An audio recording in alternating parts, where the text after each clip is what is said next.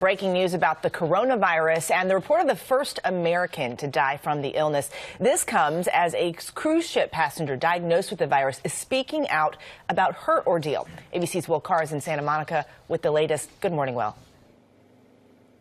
And Eva, there's still a lot that experts don't understand about this virus, but we're seeing that it can spread quickly in confined spaces like that cruise ship. We're also seeing the death toll jump every single day. This morning, more than 700 people have died from the coronavirus, including the first American.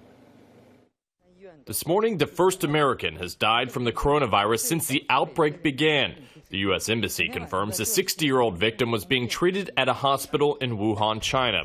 Also this morning, for the first time, we're hearing from an American infected with the virus. Rebecca Frazier tells ABC News that she's among at least a dozen others who have contracted coronavirus on board this cruise ship off the coast of Japan. The ship remains quarantined. The only thing that I was told yesterday when I found out I was quote-unquote diagnosed was that the hospital stay would end up being 14 days instead of the initial 3. That's very concerning to me. So far, her husband has tested negative. I'm concerned because my husband is still on the ship, and what is he supposed to do if he's released and I'm not?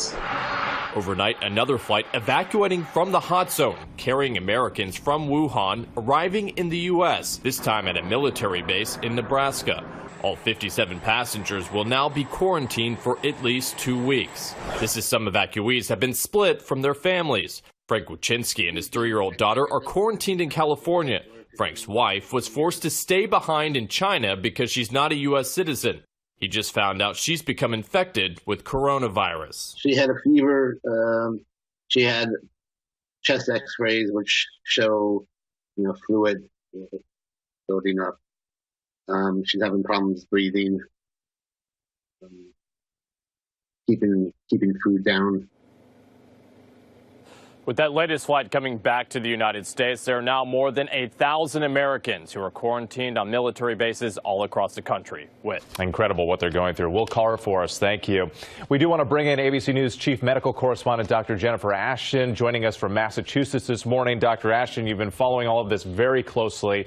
First, I know you've also been speaking with officials at the National Institutes of Health, and I understand you're learning more about the numbers being reported here.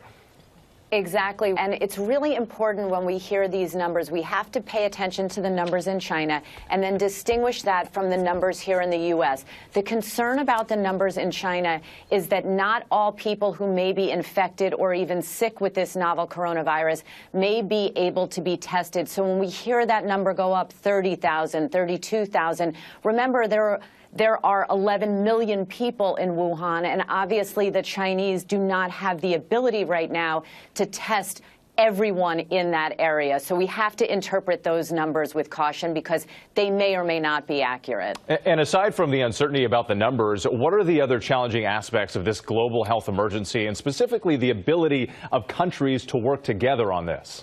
The biggest thing right now, Whit, is that the CDC has not been allowed inside China and on the ground to evaluate the data and assess the clinical response. We're hoping that will happen any day now. But again, in terms of the response, especially here, the ability to identify and then isolate with quarantine and travel restrictions, while it may not be convenient, is key to containing this outbreak. Absolutely. Dr. Ashton for us, thank you so much. We appreciate it.